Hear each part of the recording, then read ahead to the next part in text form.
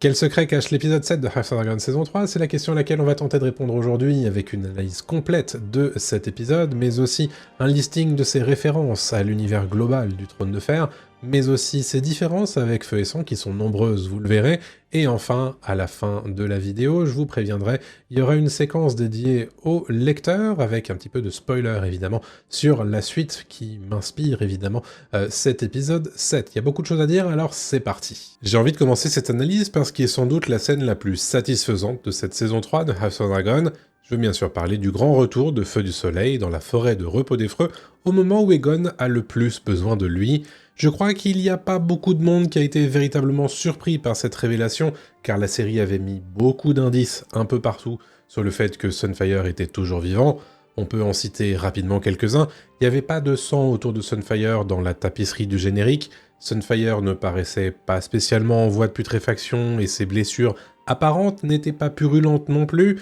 De même, il y avait beaucoup moins de mouches autour du corps de Feu du Soleil que celui de Méléis. Et puis, il y avait aussi Aegon lui-même, qui était persuadé que son dragon était toujours vivant, autant d'indices qui faisaient que je croyais à fond à son retour à un moment ou à un autre dans la saison 3. C'est chose faite, et je dois dire que Sunfire a bien bossé sur ses entrées théâtrales, parce que celle-ci est à faire entrer dans les annales. Tout au long de l'épisode, Aegon se rend bien à l'évidence qu'il ne pourra pas se rendre en Essos et que tout le ramène à Repos des Freux. C'est là qu'il semble baisser les bras et annoncer son désir de faire face à son destin, l'épée à la main, alors que des soldats de la reine recherchent Tywin Lannister pour savoir où il a caché le trésor public. Pour Aegon, c'est le moment de faire des vagues une dernière fois, car il ne peut pas laisser l'histoire dire qu'il a été tué par son frère, ce serait trop humiliant. Il renvoie donc Larys Fort, qui, une fois de plus, sait parfaitement comment parler à Aegon, et lui explique qu'il fera raconter son histoire héroïque dans les annales et les chansons. De ce point de vue, Aegon et Criston Cole ne sont pas si différents que ça, tous deux rêvent d'un moment de gloire et de bravoure qui fera basculer leur histoire du côté des héros. Pourtant, au dernier moment, Aegon semble faillir, et même hésiter à fuir. Mais il décide finalement de faire face aux soldats moutons et de révéler sa véritable identité. C'est là que Sunfire se réveille. Et j'ai particulièrement apprécié la façon dont ça a été mis en scène dans la série, car c'est d'abord le moment de bravoure d'Aegon qui, presque seul contre tous, paraît ridicule à ses adversaires, mais petit à petit on entend en fond sonore des mouvements dans le noir. Quelque chose tapi dans l'ombre se réveille et approche. Et c'est d'abord au travers des yeux des soldats que l'on découvre l'horreur qui arrive. Sunfire est toujours impressionnant et toise ses adversaires, mais il n'est plus tout à fait lui-même. On le voit dans le regard terrifié de ses hommes, et pourtant, quand Aegon se retourne, il n'a aucun mouvement de recul, juste la reconnaissance d'un ami qu'il retrouve celui qu'il pensait avoir perdu. On sent toute l'émotion dans la voix d'Aegon et dans le geste qu'il esquisse pour entrer en contact avec Sunfire, comme un maître qui retrouve son compagnon de vie perdu depuis trop longtemps. Dans cette saison 3, on a connu Aegon à son plus bas, et à cet instant, c'est au plus haut qu'il n'a jamais été peut-être depuis son couronnement dans la saison 1, pourtant quelque chose a changé. Aegon a connu la guerre, la trahison de son frère, et il sait désormais qu'il n'était pas un bon roi. Aussi, lorsqu'il ordonne à son dragon de brûler ses ennemis, Aegon se met à hurler. Un hurlement de colère, mais aussi un hurlement de joie. Dans ce cri, je vois quelque chose qui libère pour entrer sans doute dans une nouvelle ère que l'on découvrira probablement, surtout dans la saison 4. Mais je m'attends à ce que cette scène ait changé Aegon pour le futur, car il a désormais de nouveau son seul ami, mais surtout son arme, Sunfire à ses côtés. Et vous aurez noté comme moi que Feu du Soleil et Aegon sont tous les deux marqués par les événements. Tous les deux ont le visage méconnaissable, l'un brûlé, l'autre en partie nécrosé, dans une symétrie parfaite. Alors est-ce que la série nous explicitera pourquoi ou comment Sunfire a survécu? J'en doute, mais on peut imaginer quelques explications d'ores et déjà. L'une nous vient d'une capacité des reptiles, appelée la brumation, qui consiste à faire entrer le corps de l'animal dans une sorte de léthargie assez similaire à l'hibernation, et qui aurait permis à Sunfire de retrouver des forces. L'autre serait que le retour de son dragonnier près de lui aurait renoué leur lien et l'aurait finalement réveillé. Et quelque part, Feu du Soleil arrive exactement au bon moment lorsque Aegon en a le plus besoin. au moment sans doute où Aegon a le plus peur, ce qui pourrait faire accourir Feu du Soleil à son secours. En tout cas, même si cette scène n'existe pas vraiment sous cette forme dans Feu et Sang, je dois dire qu'elle m'a envoyé des émotions fortes. Un truc que réussit très bien cette série House of Dragon depuis le début, c'est à nous faire ressentir des émotions autour de ces dragons. J'en veux pour preuve les réactions à l'incroyable scène de baston entre dragons dans le Val, tout particulièrement autour de ce qui arrive aux pauvres voleurs de moutons dans cet épisode 7. En effet, Daemon se met en chasse pour retrouver Rhaena et son dragon, et c'est avec violence qu'il le force à atterrir avec Caraxès. Si Daemon tente de rappeler sa fille à l'ordre, elle ne l'entend pas de cette oreille. Elle utilisera son dragon pour tuer Vhagar et espérer se racheter auprès de Rhaenyra. Problème, Rhaenyra arrive en compagnie d'Addan sur Fumée des Mers, et c'est donc une véritable confrontation qui se met en place entre 4 dragonniers et leurs bêtes prêtes à se sauter à la gorge. J'y vois une espèce de relecture de la célèbre impasse mexicaine des western spaghetti, où plusieurs cow-boys se font face et chacun attend le moment où les autres vont se découvrir pour tirer le premier. En général, ce genre de scène se termine assez mal pour les cow-boys. Ici, les 4 dragonniers restent en vie, mais ce sont leurs dragons qui prennent cher. Et malgré le fait qu'elle ait été touchée, Syrax a l'air tout à fait en état de voler, ce qui n'est pas le cas de Voleur de Moutons qui a tout de même combattu 3 adversaires à tour de rôle. C'est l'occasion d'ailleurs de voir Caraxès le Sanguinaire à l'œuvre sur ordre de Daemon, et il ne lui laisse aucune chance. Ce n'est que parce que Daemon tombe de sa selle que Caraxès laisse Voleur de Moutons fuir les lieux, mais il semble que le dragon sauvage soit bien incapable de s'envoler désormais. Ce qui me marque particulièrement dans cette séquence, bien sûr, c'est le spectacle qui nous est offert, dans une scène que j'ai proprement jamais vue, ni à la télé ni au cinéma, de 4 dragons qui luttent de la sorte, mais c'est surtout l'attachement que je ressens pour ces bêtes ailées. Parce que, en soi, ce ne sont que des animaux en images de synthèse, et pourtant, j'étais horrifié de les voir se ruer les uns sur les autres, se mordre le cou ou les ailes, ou bien se griffer le torse. C'est une des réussites, je trouve, de la série. Je m'intéresse au destin de ces créatures faites de pixels, car elles n'ont rien demandé dans tout ça. Tout particulièrement Voleur de Moutons, qui lui vivait sa vie peinard dans le Val, à rôtir des moutons et rien demander à personne. On peut presque dire que Rhaena lui a complètement gâché sa vie, le pauvre. Il y en a un autre qui compte bien gâcher la vie de Rhaenyra, c'est Ormund Hightower, qui poursuit son petit bonhomme de chemin depuis Chutebourg, et le général des Verts semble particulièrement fier de lui, car les différents éléments de son plan s'imbriquent comme il le souhaite. D'abord, on croit que c'est la capture de Corlys qui le rend si jovial. En effet, la main de la reine est un otage de choix, et il peut l'utiliser pour menacer les Vélarions et les forcer à ne pas prendre part au conflit à Chutebourg, en envoyant un doigt du serpent de mer à son fils, Aline de Karen, mais la fin de l'épisode 7 nous montre que Corlys n'est pas du tout le seul atout qu'Ormund a dans sa manche, car Ormund a dans sa poche ce cher Ulf le Blanc, avec qui il semble avoir déjà discuté précédemment, et qui cimente ici sa trahison autour d'un verre de bière échangé avec le général Hightower. Ici, on voit bien comment Ormund joue parfaitement de l'instrument qu'est Ulf pour lui. Il a des informations à son sujet, il sait ce qu'il désire, il sait ce qui le fait souffrir, et il va appuyer exactement là où ça fait mal pour le faire tourner le dos à Rhaenyra. Tu ne te sens pas libre d'aller boire une bière comme tu l'entends ? Attends, viens trinquer avec moi. Daemon te frappe ? Avec moi, on te respecterait. Tu veux une seigneurie ? J'ai la marque pour toi. Et hop, voilà un dragonnier de plus pour Ormund. Ça montre bien à quel point les Noirs de Rhaenyra n'ont pas su établir des fondations solides pour leur relation avec leurs nouveaux alliés, ce qui est très bien symbolisé par Ulf ici. Ormund ne fait pas la même erreur et joue sa stratégie parfaitement, ce qui promet un rebondissement assez puissant pour Daemon dans la bataille qui s'annonce, ça c'est certain. J'ai aussi noté que Daeron s'affirmait de plus en plus dans cet épisode 7. Face à Corlys, il pose une question qui pourrait remettre en perspective le plan d'Ormund, chose qu'il n'aurait jamais osé faire précédemment. Et en seul à seul avec Gwaine, on voit bien toute la frustration de Daeron face à Ormund. Il déteste son plan de garder Chutebourg et de provoquer Rhaenyra, mais Daeron ne peut pas s'en aller car ça ferait de lui un roi qui abandonne ses soldats. Quelque part, Ormund l'a forcé lui aussi à suivre son plan. Daeron a beau ne pas être fan de ce qu'il fait, il est bien obligé de jouer le jeu. Je me demande cependant si l'arrivée de Corlys dans l'équation ne va pas modifier encore un peu plus la dynamique et pousser Daeron à agir dans son propre sens.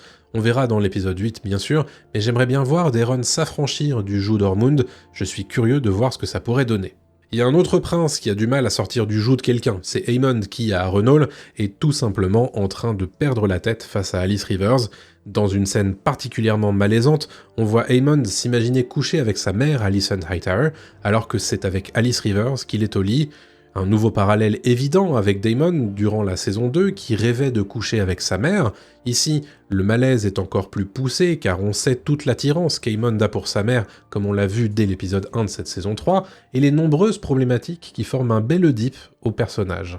Dans cette scène, il est bien sûr difficile de savoir si c'est Aemond qui s'imagine lui-même coucher avec sa mère ou bien si c'est une vision qu'Alice Rivers a implantée dans son cerveau pour obtenir ce qu'elle veut d'Aemond, à savoir un enfant à l'évidence.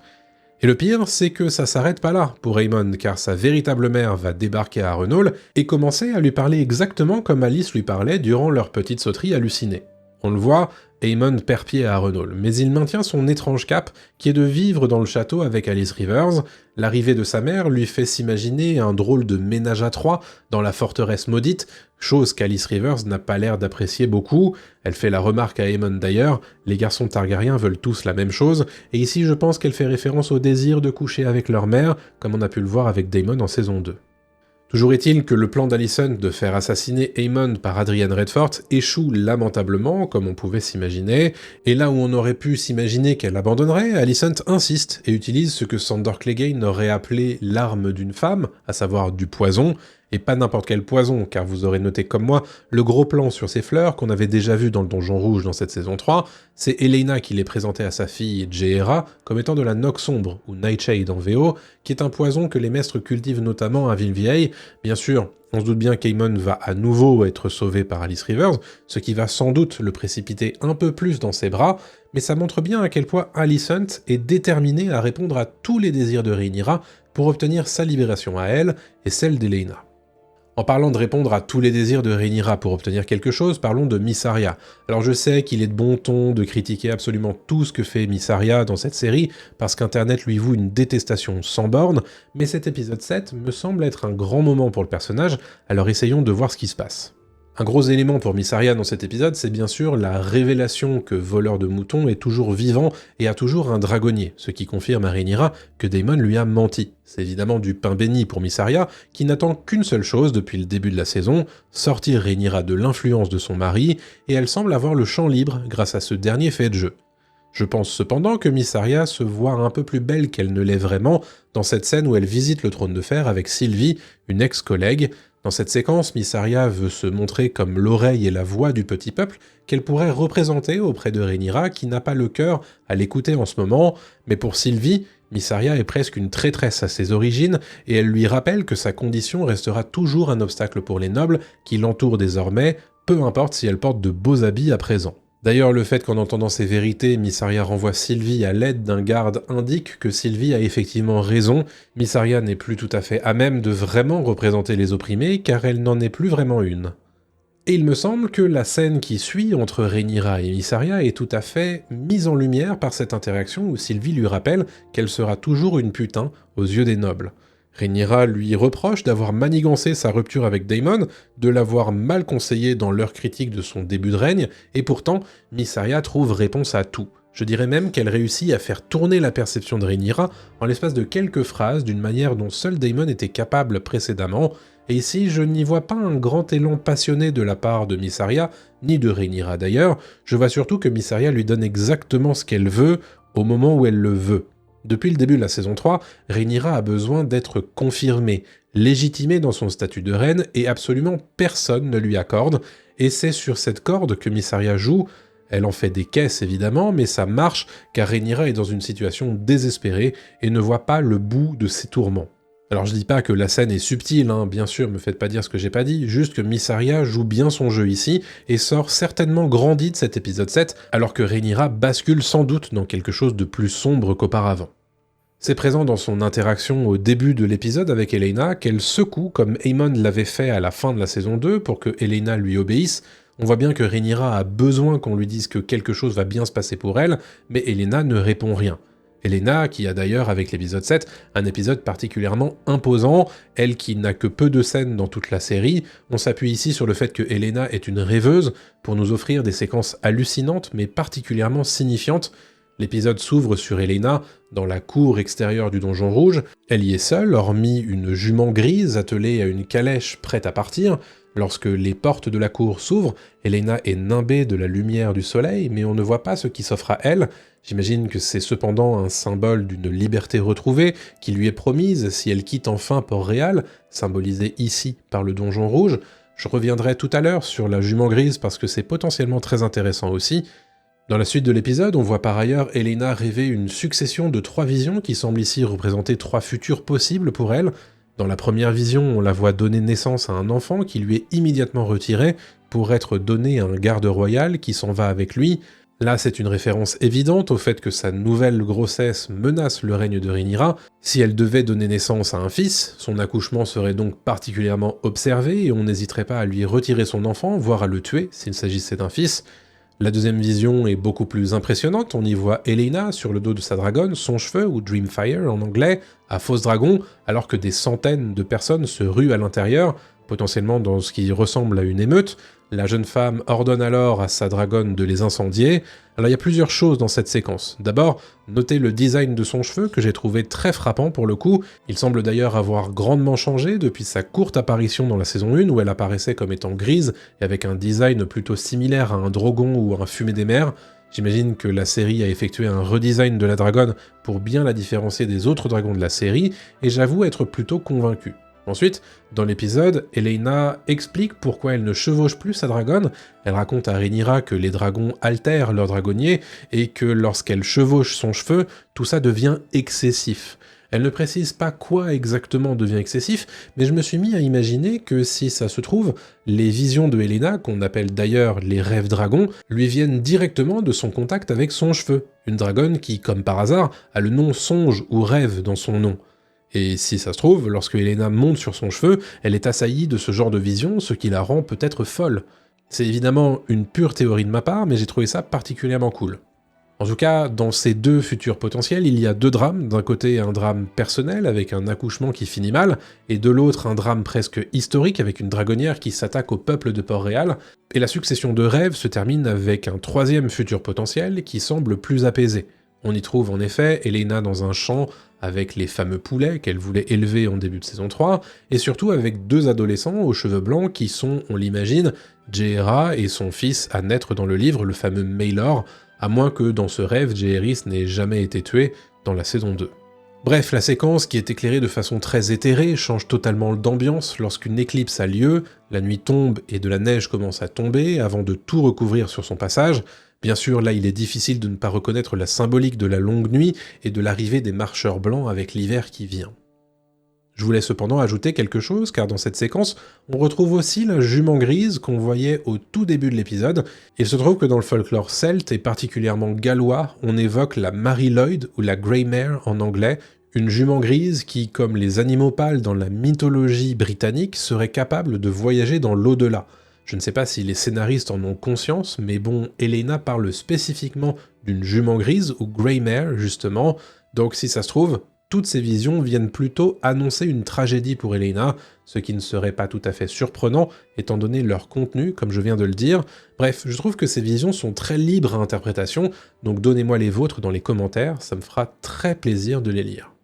Globalement, j'ai vraiment un sentiment très positif sur cet épisode 7 de House of Dragon saison 3. Je dirais qu'il y a de grosses faiblesses cependant dans cet épisode, comme le plan d'Alicent à Harrenhal et l'attentisme de Rhaenyra qui commence à être un peu lourd, mais les forces de cet épisode sont tellement fortes et contrebalancent tellement tout le reste que je suis plutôt très satisfait. Je pense notamment à la bagarre draconique dans le Val, qui est tout bonnement dantesque et qui, comme je vous le disais, m'a mis dans le mal car je ne voulais pas que les pauvres dragons se fassent du mal, et surtout à la séquence de la résurrection symbolique d'Aegon au travers de Sunfire, que j'ai trouvé parfaitement exécutée d'un point de vue de mise en scène, et dans la performance délirante de Tom Glynn-Carney. Maintenant, il reste à la saison 3 de nous offrir un final en feu d'artifice pour parfaire mon sentiment global sur cette saison qui, comme vous avez pu le constater chaque semaine déjà, est bien plus positif que sur la saison 2. Avant de parler des nombreuses références de cet épisode 7 de House of Dragon, je voulais vous rappeler que si vous appréciez cette série, mais aussi l'univers de Game of Thrones en général, vous êtes exactement au bon endroit. Tout au long de la saison 3 de House of Dragon, je vous proposerai des réactions, des analyses d'épisodes et des théories chaque semaine, mais aussi un live de débrief tous les mardis soirs à 21h, alors n'oubliez pas de vous abonner avec la cloche pour ne rien rater des prochaines vidéos. On est bientôt à la fin de la saison 3, alors je sais que certains d'entre vous vont oublier l'existence de cette chaîne YouTube, alors du coup n'oubliez pas de vous abonner à cette chaîne et d'activer la petite cloche pour être prévenu de tous mes futurs contenus qui arriveront sur la saison 4 de House of Dragon, sur la saison 2 de Knights of the Seven Kingdoms, ou même sur le spin-off La Conquête d'Aegon, évidemment, et sur tout l'univers global de House of Dragon, Game of Thrones, etc. Ça me fera plaisir, on est bientôt à 30 000 abonnés, ce serait cool de passer ce palier qui est assez symbolique, ça me ferait plaisir. Merci pour votre aide là-dessus. Qui dit nouvel épisode dit également de nouvelles références, et dans cet épisode 7, il y en a à nouveau beaucoup. C'est parti pour le listing assez complet de ces références à l'univers global des Trônes de Fer. Gwaine Hightower puis Aline de Karen nous expliquent que l'armée du Conflant d'Oscar Tully a traversé la Nera. Il s'agit d'un fleuve du Conflant qui traverse les terres de la couronne et finit sa course en se jetant dans le détroit, dans ce qui s'appelle la baie de la Nera, où une bataille importante aura lieu du temps de Game of Thrones, à savoir que Port-Réal est situé juste au nord de l'estuaire de la Nera. Pour l'armée du Conflant, traverser la Nera donne une indication pour sa progression, ils ne sont donc plus qu'à une seule journée de marche de Chudebourg. Cet épisode 7 de House of Dragon fait plusieurs références à Criston Cole. Ormond Hightower parle à Gwaine de son ami dornien, bête mais ambitieux, un rappel effectivement que Criston Cole vient d'une maison intendante des Dundarion, basée à Havre-Noir sur les marches de Dorne. Je ne suis pas certain qu'on ait l'info que Criston lui-même soit dornien dans les livres, mais je suppose que c'est pour ça qu'Ormond parle de lui comme s'il venait de Dorne. Gwaine parle aussi de ceux qui rêvent d'atteindre la gloire éternelle, ça aussi c'est un clin d'œil assez amer à Criston Cole, qui dans l'épisode 5 nous expliquait avoir envie de vivre dans des chansons à sa gloire après sa mort, et on a vu dans l'épisode 6 qu'il ne l'obtiendra pas. Je reste sur Ormond car il évoque aussi avoir une nouvelle pièce à son avantage sur le plateau. Ici on reconnaît la référence au Sivos, le jeu de plateau auquel il joue avec Daeron plus tôt dans la saison, et si au départ on peut penser qu'il parle de Corlys Velaryon, on comprendra plus tard que sa pièce maîtresse n'est autre que Ulf le Blanc. Ormond parle aussi des Naati. Il s'agit du peuple de l'île de Nath, qui est situé dans la mer d'Été au sud de Valyria et à l'ouest du continent de Sotorios. L'île est habitée par un peuple qu'on appelle parfois les Pacifiques, ou les Peaceful People en VO, car ils croient en un pacifisme extrême. Ils préfèrent en effet jouer de la musique que faire la guerre, et ils ne tuent rien, pas même des animaux, ils se nourrissent donc seulement de fruits, d'où la référence au véganisme par Ormond lorsqu'il parle avec Corlys. D'ailleurs, Ormond explique que Corlys a beaucoup voyagé, c'est une nouvelle référence au fait que Corlys Velaryon est le marin le plus intrépide de sa génération, et qu'il est connu pour ses fameux 9 voyages qui l'ont mené aux limites du monde connu, et qu'on verra peut-être un jour dans un spin-off appelé aussi Les 9 voyages, qui serait a priori animé. Le seigneur Hightower demande à Corlys ce qu'il trouve aux Targaryens, puis se rappelle que la femme de Corlys était elle-même Targaryen. Il parle ici de Rhaenys Targaryen, qu'on a eu l'occasion de voir durant les saisons 1 et 2 de House of Dragon. Elle faisait office de voix de la sagesse pour Rhaenyra, jusqu'à ce qu'elle s'envole avec sa dragonne Méléis pour Repos d'Effreux, où toutes deux trouvent la mort face à Vhagar. C'est la dépouille de Méléis qu'on voit à Repos d'Effreux au début de la saison 3 par exemple. Pour la petite histoire, dans le livre on précise qu'un corps calciné a été retrouvé près de Méléis, puis attribué à la princesse Rhaenys, mais qu'il était impossible de l'identifier tant il avait été brûlé.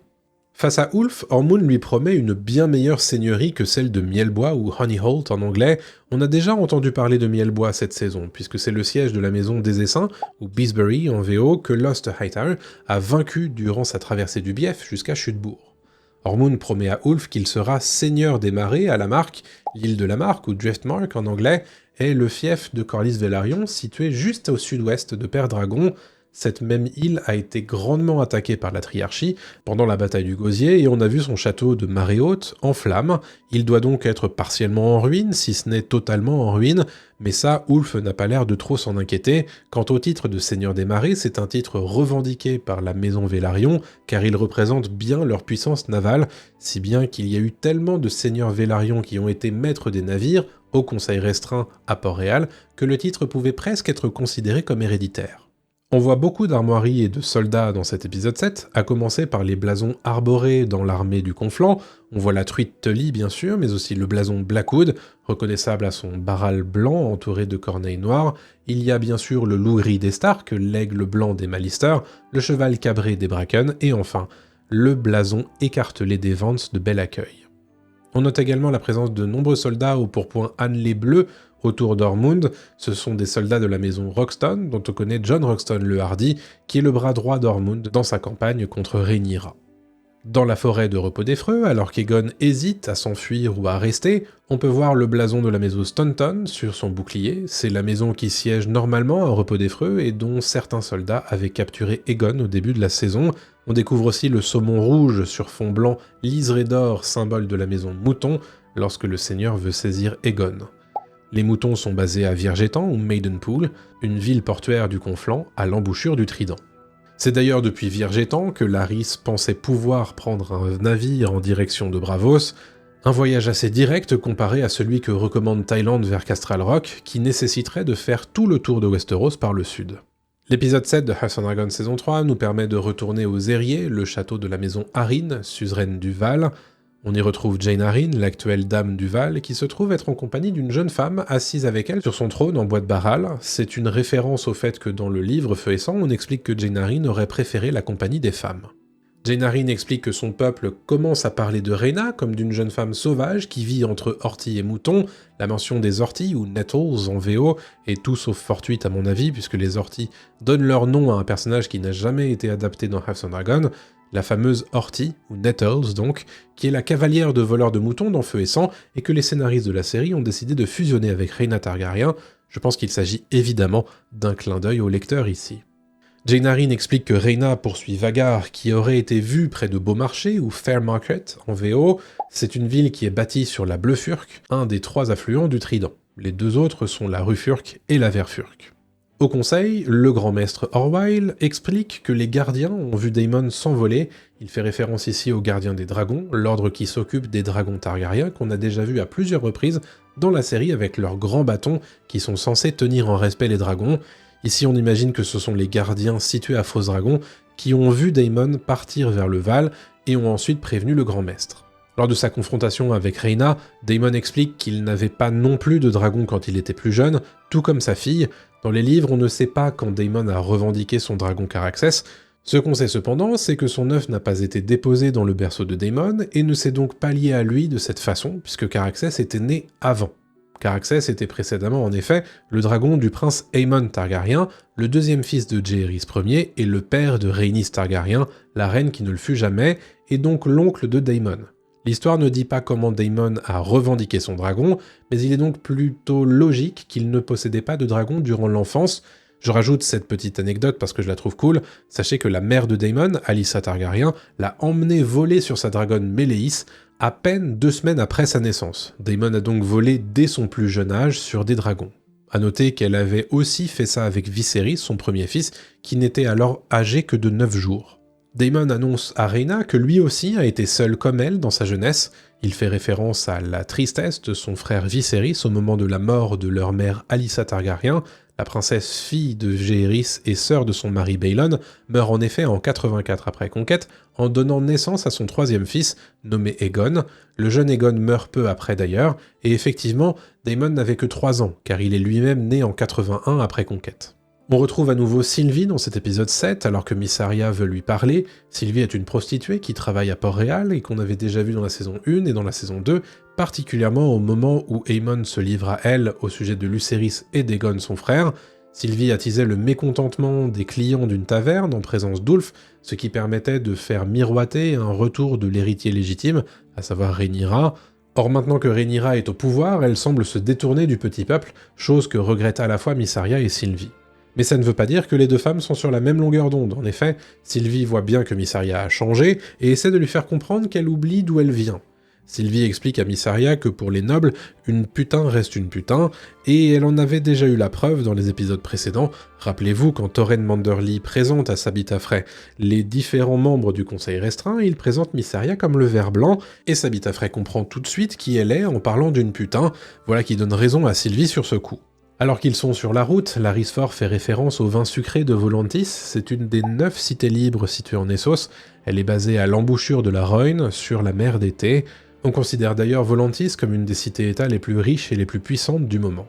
Larys, Aegon et Thaïlande retrouvent Tom Langembrouille ou Tom Tangleton en VO, nommé ainsi car il bégait. Celui-ci leur explique que les soldats moutons sont à la recherche de Tywin Lannister au sujet de l'or de la reine, un rappel ici qu'en tant que grand argentier, Tywin Lannister avait dispatché l'or du royaume sur ordre d'Otto Hightower pour éviter qu'il soit saisi par Rhaenyra si un jour elle venait à prendre Port-Réal. Et lorsqu'il fait face aux soldats moutons, Aegon explique qu'il est le 6e roi de Westeros, c'est le cas puisqu'il est le successeur dans l'ordre d'Aegon Ier dit le Conquérant, fondateur de la dynastie Targaryen, puis d'Aenys, puis de Maegor dit le Cruel, puis de Jaehaerys et de Viserys Ier son père.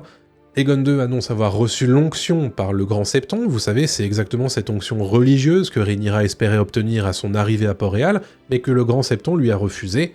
Dans son discours, Aegon se place sous la juridiction des Sept, les dieux de la religion des Sept donc, dont l'étranger qui leur promet la mort si les moutons s'attaquent à lui, mais aussi le guerrier qui doit les juger s'ils s'en prennent à leur roi légitime. Comme je l'ai souvent dit dans ces analyses, l'étranger est responsable du passage dans l'au-delà, tandis que le guerrier doit protéger les combattants en leur donnant force et courage. Avant de parler des différences entre cet épisode 7 de House of Dragon et le livre Feu et Sang qu'il est censé adapter, je voulais vous rappeler que les abonnés soutiens ont reçu cette vidéo en avant-première dès qu'elle a été prête de mon côté, mais aussi que ces abonnés soutiens reçoivent des contenus en exclusivité, comme des réactions nostalgiques. En ce moment on se fait la saison 1 de Rome sur HBO, et des lectures de Feu et Sang. Si c'est le genre de choses qui peuvent vous intéresser, rejoignez la chaîne YouTube, ma page Ulule ou bien Ko-fi, et faites partie des vrais dragons qui soutiennent la chaîne. Un grand merci à eux. Cet épisode 7 marque à nouveau de nombreuses différences avec le livre Feu et Sang qu'il adapte, et je voulais vous en faire un petit listing assez rapide, mais vous allez voir, il y a beaucoup de choses qui sont très différentes entre le livre et cet épisode 7. À nouveau, beaucoup de différences dans cet épisode 7 qui poursuit avec les divergences entamées plus tôt dans House of Dragon, à commencer par les rêveries de Helaena. C'est quelque chose qui n'est jamais mentionné dans Feu et Sang, mais qui permet à la série d'offrir des visions de potentiel futur pour la jeune femme, et j'ai particulièrement apprécié l'apparition de son cheveu ici d'ailleurs. Aussi, il y a évidemment tout ce qui traite d'Alicent à Harrenhal, qui est une pure invention de la série, de même, il n'est pas fait mention dans le livre de Vision pour Aemond à Harrenhal, et on n'évoque pas le fait qu'Alice Rivers puisse potentiellement brouiller l'esprit d'Aemond pour arriver à ses fins. Toujours à Harrenhal, Adrienne Redford ne meurt pas du tout là dans le livre, mais bien plus tard durant la Danse des Dragons, ce qui va à nouveau générer des changements dans la série. Comme je m'en doutais, la série semble établir une dynamique de triangle amoureux autour de Baela, Aline et Adan Karen. Ça n'existe pas du tout dans Feu et Sang, qui se montre très clair sur l'homme qui partage sa vie plus tard. J'imagine que c'est surtout fait pour ajouter un peu plus de drama dans la relation entre ces personnages, et je suis pas certain que c'était bien nécessaire cependant. Le livre de George R. R. Martin ne met pas non plus en scène la capture de Corlys Velaryon et son emprisonnement à Chute-Bourg, et on ne lui coupe pas non plus le doigt pour l'envoyer au Donjon Rouge. Ensuite, comme je vous l'avais dit plusieurs fois depuis le début de la saison, toute l'intrigue de Rhaena est différente du livre dans cette saison 3 et dans la saison 2. Elle est plus ou moins fusionnée avec celle du personnage d'Orty du livre, mais il n'y a cependant pas de grande confrontation entre Rhaenyra, Adan, Daemon et Orty, quoi qu'il arrive dans le livre. C'est donc une invention de la part de la série, qui a le mérite d'être sacrément dramatique et théâtrale en effet. Je continue avec les différences et j'ajoute que, comme à la fin de la saison 2, il n'y a pas de relation ni amoureuse ni sexuelle entre Rhaenyra et Mysaria dans Feu et Sang. Et enfin, la série met en scène une sorte de résurrection, ou plutôt de réveil pour Feu du Soleil, le dragon d'Aegon II. Dans le livre, Feu du Soleil est bien vivant à ce moment-là dans la Danse des Dragons, c'est juste qu'il n'est jamais mort, entre guillemets. Les moutons partent effectivement de Viergetan, mais dans le but de l'achever, pas pour aller chercher Tywin Lannister, et Feu et Sang ne mentionne jamais qu'Aegon se trouve sur place. J'avoue cependant que tous ces changements ne me dérangent pas, car la scène est vraiment réussie comme je le disais tout à l'heure. Je voulais dédier une courte section spoiler aux lecteurs de Feu et Sang ici, donc si vous n'avez pas lu encore le livre, sachez que la suite de cette vidéo va spoiler. Si vous me quittez là, n'oubliez pas de vous abonner à la chaîne pour ne pas rater mes futures vidéos. Comme je le disais tout à l'heure, j'ai été surpris que la série nous annonce dès maintenant la trahison d'Ulf le Blanc à Chute-Bourg, à la fin de cet épisode 7, mais j'ai surtout noté l'absence d'Hugues Marteau dans cette scène avec Ormund. Ça me pose question évidemment, mais je me dis qu'ils se sont gardés cette cartouche pour l'épisode 8, histoire de surprendre encore plus les néophytes, ou alors ils vont faire en sorte que Hugues trahira plus tard, peut-être durant la deuxième bataille de Chute-Bourg.